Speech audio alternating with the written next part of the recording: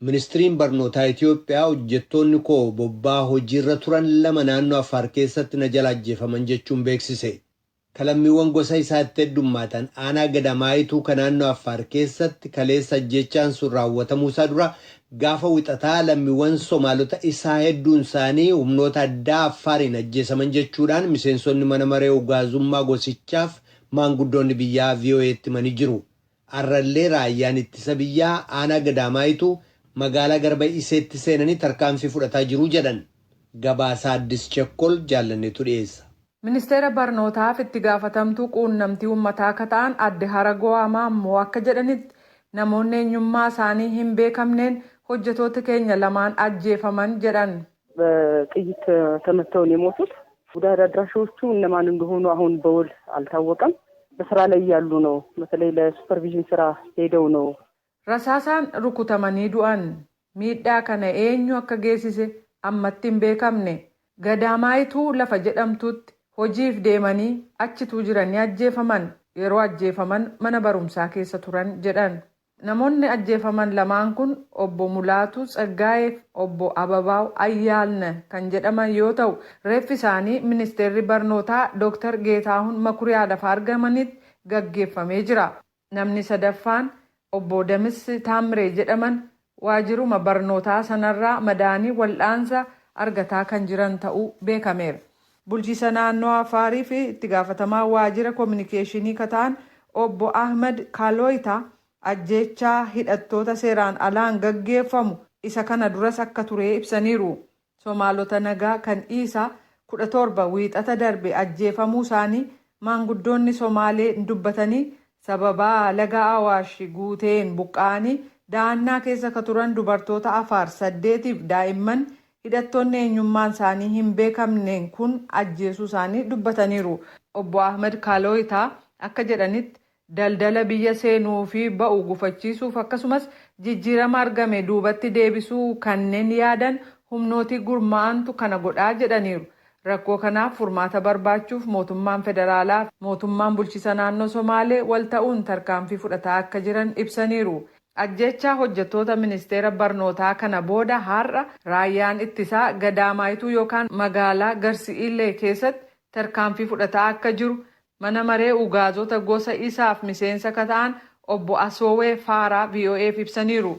Gocha seeraan alaa kanas ta'ee ka biroo adda baasuuf maanguddoota biyyaa fi dhalattoota biyyaa waliin wal ta'anii hojjechuun tuu danda'amu raayyaan ittisa biyyaa duuchaatti tarkaanfii fudhachuunsaa kun sirrii miti jechuudhaan obbo Oswen dubbachuu isaanii Addis Chekkol gabaasee jira. Walga'iin ministeerota dhimma alaa fi ministeerota bishaanii biyyoota 3 jechuun kan Itoophiyaa, Sudaanii fi Masrii kaleessa akka lakkoofsa Itoophiyaatti onkoloolessa 17 bara 2013 jalqabamee jira. Ministeera tumsaa hariiroo idil-addunyaa Afrikaa Kibbaa fi durataa mana maree hojii raawwachiistuu gamtaa Afrikaa irraa akka lakkoofsa Itoophiyaatti onkoloolessa 11 xalayaa barreessameen gaaffii dhiyaate irratti hundaa'uudhaan walga'ichi waa'ee hidha laga Abbayyaa jalqabamee jedhame. Kanarraa ka'uudhaan ka jalqabame mariin ministeerota dhimma alaa fi ministeerota bishaanii Itoophiyaa, Sudaanii fi Masrii kun kaleessa guyyaa sa'a 10 irraa jalqabee virchuwaal yookaan karaa teekinooloojii intarneetii ka geggeessamaa jiru ta'uun beekamee jira. Taanzaaniyaa keessatti dimookiraasii fi mirgi dhala namoomaa mancaasamee jira jedhamuudhaan yeroo mormiin hedduun dhaga'amaa jirutti har'a uummanni biyyattii pireezidaanti Joon Magufuli deebisee filachuuf dhiisuu murteessuuf jecha bakkawwan hedduutti hiriiree sagalee kennaa jira. Pireezidaanti Magufuliin yeroo marsaa lammataa waggaa 5f dorgomaa jiran kanatti kanneen isaan mormuudhaan dorgoman kan ajjechaa bara 2017 irratti yaalamerraa lubbuun hafan kaadhimamaan mormitootaa Tunduu Liisuu dabalate namoota 14 jedhamee jira. Pireezidaanti Mugulufiin yeroo marsaa lammataa waggaa 5f dorgomaa jiran kanatti mootummaan Mugulufii doorsisaa fi raarsaan maddeen oduu walabaa ukkaamsee jira jechuudhaan balaaleffatu gurmuuleen mirga dhala namaa. Kana malees intarneetiin biyyattii keessaa hanga dhabamuutti dadhabsiifamuutu gabaasamee jira. Filannoo pireezidaantummaadhaa ala barcumoowwan paarlaamaa biyyattii 264fis dorgommiin kan geggeessamaa jiru ta'uun beekamee jira. Kachaamaachaama Mapunduuzi jedhamu paartiin pireezidaantichaa eega biyyattiin bara 1961 kolonii Biriteen jalaa baatee jalqabe agammaatti akkuma taayitaa qabatetti jira. Pireezidaantiin Keeniyaa Uhuru Keeniyaataa paartiilee siyaasaaf saboota biyyattii walitti fida ka jedhame gabaasaa addaa dheengadda ifa godhanii jiru. Qorannoon Building Bridges Initiative jedhamu kun rakkoo siyaasaa dinagdeef hawaasummaa Keeniyaan qabduuf furmaata ta'a jedhama. Galmoo daawwittuu kaleessa Naayiroobii irraa gabaase. Qorannoon Building Bridges Initiative jedhamu Keeniyaatti rakkoo biyyattiin qabdu furuun carraa egeree biyyattii fooyyessuuf waan qophaa'edha jedhu Keeniyattaan. Qorannoon kun pireezidaantichi erga paartilee mormituu waliin hojjechuuf waliigalaniin duuba kan jalqabe yoo ta'u, amajjii bara 2020 garee waan kana gaggeessu hundeessanii qorannichi qoratamaa ture. Kaleessa gareen kun bu'aa qorannoo kana sabaaf taasisee jira. Gabaajee BBI jechaan kan maqaan ba'eef gabaasni kun dhimmi isaa ijoon rakkoo Keeniyaan gama siyaasaa, hawaasummaa fi dinagdeen qabduu fi fala kaa'udha. Pireezidaantiin biyyattii Uhuru Keeniyattaa nuti aangawoonni siyaasaa biyyattii rakkoo Keeniyaan keessa jirtu kanaa fi ka'umsadha jechuun dubbatanii jiru. I will also admit today that I've also been part and parcel of that negative politics. Yeah. I'm not saying this because I'm pointing fingers at anybody. I am just saying we have all been part of this. Akkas jedhu Keeniyattaan. Anis daba siyaasaa warra gaggeessaa ture keessaa tokko ta'uu koo dhugaa ba'uun fedha. Kanaaf yeroo kana yoo rakkoo biyya keenya qabdu himu nama kaanitti quba qabuu kiyyaa miti. Waan ani jechaa jiru nuti martinuu rakkoo har'a mul'ate kanaaf sababadha. Waan furmaata rakkoo kanaa immoo waliin mari'annee hin beeknu. Gaggeessaa biyyaa cimoo akka taane qofaadha. Baanee kan dubbannu. Kanaafuu marti keenya siyaasa lammiilee biyyattii hunda hirmaachisu gaggeessuu danda'u babal'isuu qabna. Rakkoo siyaasaa akka qinqanii nu nyaatu kana furree lammiileen biyyattii marti qixa kan itti hirmaatan dirree siyaasaa hunda hammatu dhaabbachuu irratti hojjechuu qabna jechuun dubbatu. Gabaasa Sagalee Ameerikaaf Galmoo Daawit Naayiroobii. Mootummaan Keeniyaa sababaa COVID-19 uummanni biyyattii gara miliyoona 2 ta'u hojii dhabuusaa beeksise. Gabaasaan biiroo istaatistiksii Keeniyaa irraa bahe akka agarsiisutti lammiiwwan miliyoona 1,700 ta'antu hojii isaanii sa'aatii guutuu hojjetanirraa bahe. Kana gaajitanas Waashingtan DC irraa kadabru raadiyoo Sagalee Ameerikaa sagantaa afaan Oromooti. Jaarmiyaan fayyaa addunyaa ka tokkummaa mootummootaa guyyoota 7 dabran aga kaleessaatti lakkoofsi namoota vaayirasii COVID-19 qabamanii guutummaa addunyaa irratti miliyoona 2,800 ta'uu beeksisee jira. Akka jaarmichi idil addunyaa kun jedhutti lakkoofsicha haaraa ka torban tokkoo kana keessaa kanneen 40,000 ta'antu du'e. Biyyoota addunyaa keessaa biyyoonni Awurooppaa torbanneen lamaan dabraniif lakkoofsa olaanaa akka qabatanii jiran ta'uu ka dubbate jaarmichi fayyaa addunyaa kanneen vaayirasichaan haarawaa qabaman miliyoona 1,300 yoo ta'an ka durii wajjin wal bira qabamee innaa ilaalamu 133 dabalee jira. Gabaasaan kun akka agarsiisutti biyyoota Ameerikaa, Meditiraaniyaan bahaaf Afrikaa keessattis lakkoofsi namoota vaayirasichaan qabamanii dabalee jira. Dhaggeeffatoota keenya egaa oduun har'aaf qabnu kanuma.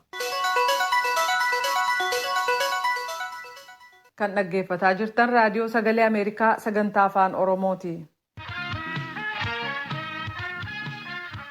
Lammiiwwan hiriira kan baane dhorkuun mirga yaada ofii walaba ta'anii ibsuu fi walitti qabamuu cabsuudha jechuun Amnesty International qeeqee jira. Dhalattoota Amaaraa irratti haleellaa eenyummaa irratti hundaa'e gaggeeffamu balaaleffachuun hiriira waamamee ture. Mootummaa dhorkuusaa hordofuun ture garee mirga dhala namaaf falmu barreeffama kan baase. Bulchiinsi naannoo Amaaraa garuu sodaa nageenyaa qabatamaa jiruuf hiriirri kun dhorkamee jedha. Gabaasa kana Asteer Misgaanaawtu Baardaar irraa ergee Tujubee dhiyeesse. Dhaabii mirga namaaf falmu Amnesty International onkoloolessa 27 bara 2020 gabaasa baaseen aangawoonni Itoophiyaa ajjeechaa gosa irratti hundaa'e mormuuf hiriira mormii waamame ugguree jedhee jira. Paartiin mormituu sochiin biyyoolessaa Amaaraa baatilee darban keessa gosa Amaaraa kanneen ta'an hedduun ajjeefaman kan jedhu taansuudhaan hiriira mormii waame. Aangawoonni paartii kanaas onkoloolessa 27 Finfinnee keessatti kan argamu waajjira isaanii akka hin seenne gara hiriira mormiin kun itti geggeeffamu naannoo Amaaraa garaagaraatti illee akka hin imalle dhorkaman jedha Amnestiin. Dubbii himaan mootummaa naannoo Amaaraa obbo Gisaachoo Mulunee onkoloolessa 26 kan waaman hiriirri mormii seeraan alaa fi barbaachisaa miti yoo jedhan humnoonni nageenya naannoos akka bobba'an akeekkachiisanii hiriirri sun yoo itti fufe hookkarri ka'u mala jedhan. Naannoo Beenishaangul Oromiyaa naannoo uummattoota kibbaa dabalatee kutaalee biyyattii garaagaraa keessatti dhalattoota Amaaraa irratti ajjeechaan raawwatamaa dhufe dabalaa deemee jedha Amnestiin. Lubbuu namaa badeef haqa barbaachuuf hiriira mormii geggeessuuf garuu uummati mirga qabaachuu qabaa jedha. Aangawoonni hiriira mormii bittimsuu yookaan mala kabiroon gufachiisuu tuun taane hiriirawwan mormeennaa geggeeffaman haala mijeessuu fi qabaa jechuudhaan amnestii intarnaashinaalitti daayirektarra Afrikaa Bahaaf Kibbaa Deeproosee Mucheenaa beeksisaniiru. Mootummaan Itoophiyaa akka jedhetti gareeleen hidhatan lammiiwwan Amaaraa Beenishaangul keessa jiraatan irratti fuulleeffachuudhaan baatii fulbaanaa keessa yoo xiqqaate namoota 45 ajjeesaniiru. Onkoloolessa keessa immoo namoonni 31 naannoo uummattoota kibbaa keessatti haleellaa akkasiin du'aniiru jedhe. Aangawoonnis ajjechaawwan raawwataman gadi fageenyaaf sirriitti loogii malee qorachuudhaan kanneen itti gaafataman murtiitti dhiyeessuu qofaa otoo hin taane hiriiraawwan mormii karaa nagaa mala geggeessuun danda'amuuf haala mijeessuu qabaa jedhu Mucheenaan. Oromiyaa keessaa weellisaa beekamaa lammii Oromoo Hacaaluu Hundeessaa erga ajjeefamee booda hokkara ka'e itti aansuudhaan baatii waxabajjii keessa yoo xiqqaate namoonni 160 gosoota adda addaaf amantii irraa du'u poolisiin beeksiseera. Erga baatii hagayyaa qabee humnoonni naga eegumsaa Itoophiyaa hoogganoota garee mormituu hidhaa keessa jiran Jawaar Mahaammadiif Baqqalaa Garbaa akka gadhiifaman waamicha ka dhiyeessan hiriirtota nagaa bittimsuuf humna hammaa ba'aa gargaaramuudhaan Oromiyaa gama dhiyaa Harargeef godinaalee Baalee keessaa yoo xiqqaate namoota 20 ajjeesaniiru jedha gabaasii amnestii kun. Namoonni yaada isaanii walaba ta'anii ibsachuuf karaa nagaa mirga hiriira geggeessuuf walga'uu qabu. Yaada isaanii ibsachuu qofaaf ajjeefamuu, miidhamuu yookaan hidhamuun qaban. Innumaayyuu mirga isaanii karaa nagaa walga'uutti gargaaramuuf eegumsa aanga'ootaatti hirkachuu danda'uu qabu jechuudhaan amnestii intarnaashinaalitti daayirektarra Afrikaa Bahaaf Kibbaa Deeproosee Mucheenaa beeksisaniiru. Mootummaan naannoo Amaaraa gama isaan deebii kenneen hiriirri sun ittifamuun nageenya lammiiwwaniif biyyaa eegsisuu waliin kan wal qabate ta'uu ibse. Daayirektarri waajjira dhimmoota koominikeeshinii mootummaa naannoo sanaa obbo Gizaachoo Mul'unaa akka jedhanitti hiriirri kun kan dhorkameef yaaddoo nageenyaa qabatamaa jiruuf jecha. Amnestii intarnaashinaal irraa amantaa akka hin qabaatin illee obbo Gizaachoon raadiyoo sagalee Ameerikaaf ibsanii abin diddaadhaan hiriira sana waan hin geggeessineef galateeffataniiru jechuun Asteer Misgaanaw Baahir Daar irraa gabaasteetti. Kan dhaggeeffataa jirtan raadiyoo sagalee Ameerikaa sagantaa afaan Oromooti. Yuunivarsiitiin Amboo siidaa yaadannoo weellisaa Hacaaluu Hundeessaa kan mooraa yuunivarsiitii maqaa Hacaaluun moggaasame fuula duratti ijaarsisee ture xumuree dilbata darbe kana uummataaf ifa godheera. Siidaan Hacaaluu laphee uummataa keessa jira jedheen amana. Wanti lafarratti maqaasaaf goonu hundumtuu maqaasaa hin madaalu. Hojiinsaa dhalootatti akka darbuuf siidaa yaadannoo kun ijaaramee jedhan pireezidaantiin yuunivarsiitii Amboo Dr. Taaddasee Qana'aa.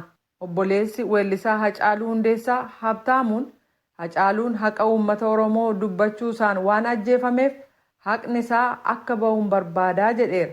Naakoor Malkaa kan qindeesse qaba. Pireezidaantiin yuunivarsiitii Amboo Dr. Taaddasee Qana'aa siidaan yaadannoo weellisaa Hacaaluu Hundeessaa yuunivarsiitii Amboo kaampaasii Artiist Hacaaluu Hundeessaa fuulduratti ijaaramee ibsuutiin jalqabu.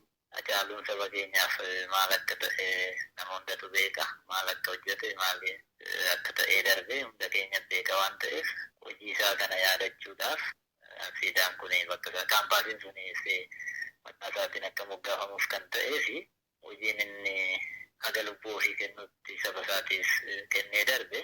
Wanti nuti lafa kanarratti goonu maqaa isaatiin goonu hundumtuu hojii isaa madaala jechuuf itoo hin ta'in hojiin isaa sun immoo dhalootaa dhalootatti darbuu waan qabuuf dhaloonni illee irraa barachuu waan qabuuf kanaaf jenneeti waan kana yaadnee kan kaampaasiis maqaa isaatiin moggaafnes kan siidaa kanas immoo yaadannoo isaatiif kan bakka kana dhaabneef. Siidaan Hacaaluu aktuwaalii Oromoo hunda keessa onnee isaa keessa jira. Siidaadhuma yaadannu waan sana akkatti yaadannuuf malee siidaan isaa laphee uummataa keessa illee jira jedhee nama naan. Yeroo ammamiiti kan inni isinitti fudhate siidaa kana ijaaruun sirna eebbaa siidaa kana irratti maal faatu ture? Egaa Hacaaluun du'ee gara guyyaa 120 ta'eera. Siidaa sana ijaaruu kan jalqabne xinnoo gadda guddaa keessa ture. Sannan dubtuu gadda keessa ture. Gadda keessaa baanee waanuma kanaa yaaduu akka jalqabneeni. Kanaaf yeroo ji'a 2 wayii fiteera jedhee fudhata. Akkuma kana dura gaafa guyyaa 80 irratti dubbanne wanti kun dursee hawaasni beekee jira waan ta'eef eebba jechuu hin dandeenyu. Wanti nuti goone maatii waamne ijaarsi sun dhume waan jiruuf uffatatti uffatanii ture sana maatiinsa haatisaa abbaansaa haati warraan obbolaan goonee dungoo ibsinee addaan gallee gaddatu ture. Kanumatu ture. Fardarra taa'ee fardi immoo miila isaa ol qabee jira. Hacaaluun miila isaa isa tokko yaabbataa jira. Miilli isaanii tokko immoo erga kooraarra taa'ee booda bakka miilli taa'u taa'eeti kan jiru. Eeboo harkatti qabatee jira. Harka isa tokkoon immoo maayikiraafoonii sagalee ittiin baasan yookaan sagalee guddistuu harka isaatti qabateeti kan inni jiru. Mee maaliif kan filatame haalli ittiin siidaan kun ijaarame tarii seenaa wajjin wal qabatu yoo qabaate? Egaa Hacaaluu jireenya isaa keessatti sabni keenya Hacaaluu waan afuriin yaada ta'ee yaada. Waan kana riiliifii hojjannee irrattis argisiisuu yaadne irraa namni sirriitti jala naanna'ee ilaalee yoo jiraate. Kunis maal inni tokkoffaa jalqaba irratti qabsoo qeerroon Oromoo gochaa ture keessattuu magaalaa Ambootti godhamaa ture keessatti kanaan qabamee mana hidhaa ture yeroo dheeraadhaaf. Jireenya mana hidhaa kan argisiisutu jira. Ijoollummaa isaatii qabee mana hidhaatti dararamaa ture. Sabaaf jedheef kana ta'e jireenya kana kan argisiisu jira. Kan biraa kan ittiin Hacaaluu yaadannu konsartii Barkumeeti. Sanarratti Hacaaluu waan hojjete irra deebi'anii arguun hin barbaachisu nama hundatu beeka. Kan biraa dhimma maastar pilaanii wal qabatee sirba laalgaloo jedhu waan finnee ilaalee guddaa kan keenya qabu kan ittiin hawaasa biraan ga'e suni sirba duwwaa otoo hin ta'in faaruu qabsoo sabaa ture. Kanaaf tokko kana. Kan biraa konsartii Aduwaati. Konsartiin Aduwaa keessatti seenaa biyya kanaa keessatti eenyutu maal godhee isa jedhu namni sabni biyya kanaa haala baalaansin ta'e seenaan dhugaa amman beekamaa isa jedhu dhageenyatu beekaa sana bifa konsartiitiin bifa aartiitiin magaalaa Finfinnee keessatti fardeen dhagaa 200 olii geessanii konsartii bareedaa kan itti qopheessanidha.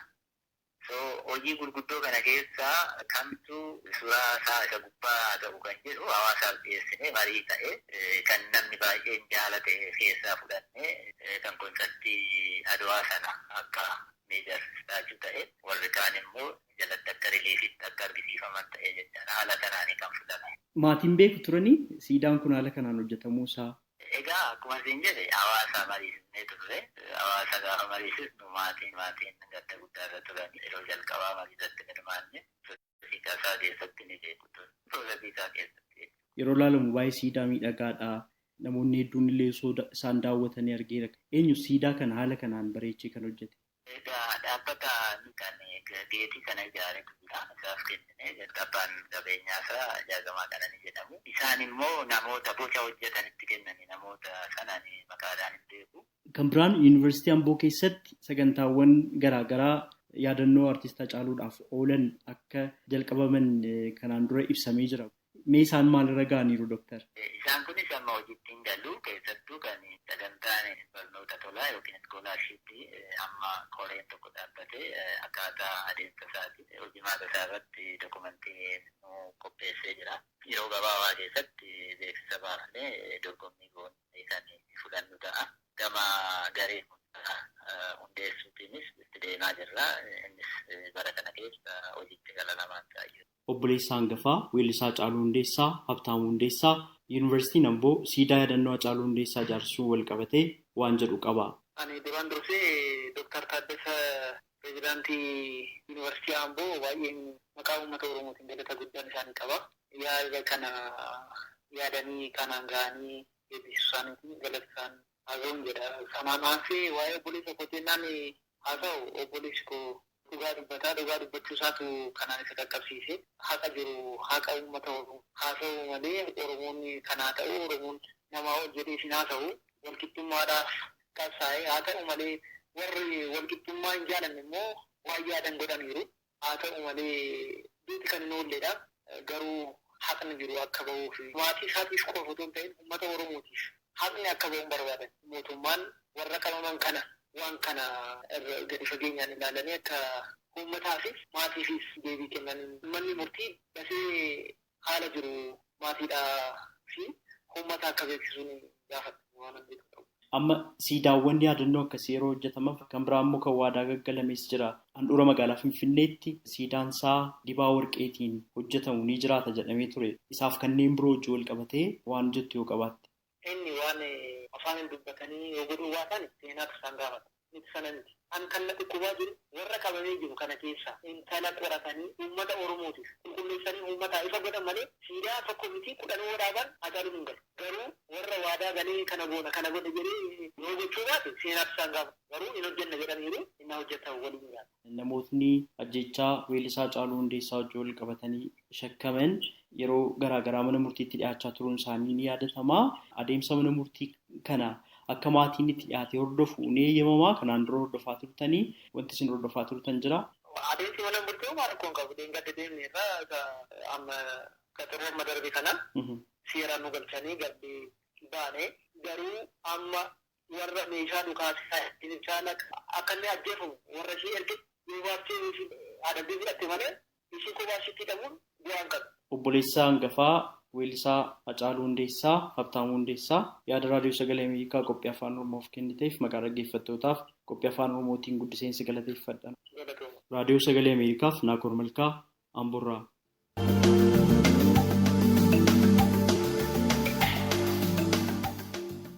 Kan dhaggeeffataa jirtan raadiyoo sagalee Ameerikaa sagantaa afaan Oromooti.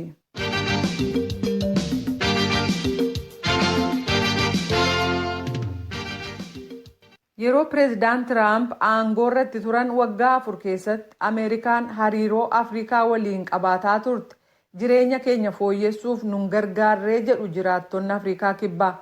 Aniitaa Paawol xiinxaltootaa fi lammiiwwan Afrikaa kibbaa haasofsiisuun gabaasa Johannesburg irraa ergite soraa dhiyeessa. Guyyaa 6 qofatti jira. Ameerikaan pireezidaantii filachuuf kurfoo jirti. Kutaan Ameerikaa akkuma seera mataa ofii qabduuni.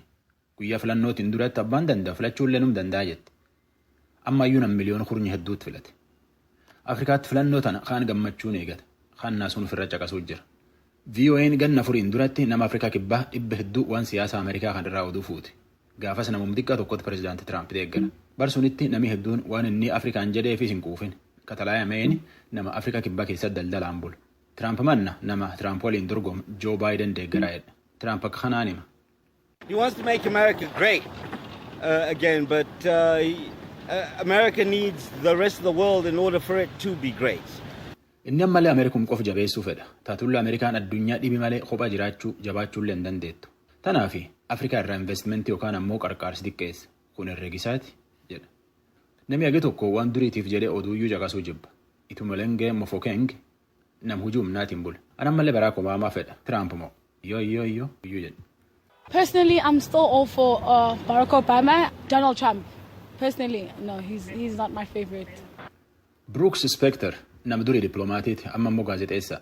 Bara 1970 jalqabee Afrikum kibbaa keessa jiraata. Akka herregisaatti Afrikaan wama jabduuf siyaasa Ameerikaa jalaa namne.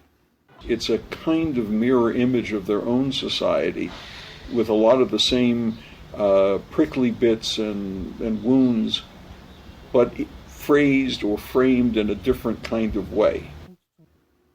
Waan akka daawwitii hawaasuu fi keessatti uflaalan uflaaltee gara ammeennaa fi madaa ofirratti arguu dandeette. Taatullee akka argetti suniin ofirratti nimtuu jedha. Himaammati guddaan Brooks akka waan jabduutti ilaalu karoora carraa guddinna Afrikaati Ameerikaa fi Afrikaa waliin baafatan. Karoorri suniin ganni 5 duubatti dhumata. Carraa kanaanii Afrikaan kibbaa sila gannatti $8 biliyoona 8 fi miliyoon 500 qaraxa malee keessattuu bara 2018 keessa gabaa Ameerikaatti ergatti. Taatullee namni Afrikaa kibbaa Ameerikaa biyyi guddinnaan addunyaa dura jirtu tana akka dhibiitti ilaala. Ezra Kwano nam suuraa kaasaa jiraatu. Donald Trump and his policy on Africa, I actually don't know what his policy on Africa is, but like I actually don't care for what's happening in America at all, to be honest. Imaammati Donald Trump Afrikaa qabu moo dhuguun baay'inaan hin beeku. Dhugasitti moo shoorisiit Ameerikaan waan feetaate akka feetaa jiraattuuti. Tunaa jaqiyyaa mitii jedha. Warri pireezidaantummaa Ameerikaa irratti dorgomuu jiru kunini waan Afrikaa guddoon dudubban gaaf dorgomu kana. Taatullee wanni Trump armaan durallee taanaan Tiwiiterii ofirratti babarreesse fakkeenyaaf ijjeecha qonnaan bultoota adii Afrikaa kibbaa keessa jiranii fi waan dhiyoo tanaa ammoo hujii hidha Abbayyaa irratti inni jedhe bulchoota Afrikaa hedduun gammachiifne. Baayidenillee dorgommii tan irratti waan Afrikaa guddoo maqaan dhodhoomne. Taatullee himaammatuma Obaamaan baruu fi ittiin Afrikaa waliin qabaachaa baay'ee deebi'eetiin dubbate. Akkana jechuun ammoo innilleen sun deemuu jiru fakkaata. Wamtaateefuyyuu guyyaa 6 jira. Warri dorgomu pireezidaantii Tiraampii fi ittaanaan pireezidaantii Obaamaa kaduri Joo Baayiden akka uummatii baay'eetiin isaan filatu itti baraarrachuutti jiran. Filannoo Ameerikaa tana eenyutti mo'ataaf achiin duubatti maanta tahaanii Afrikaa kibbaa qofaa miti addunyummaanu gurri qeessitee eeggachuu jirti. Kan dhaggeeffataa jirtan raadiyoo sagalee Ameerikaa sagantaa afaan Oromooti.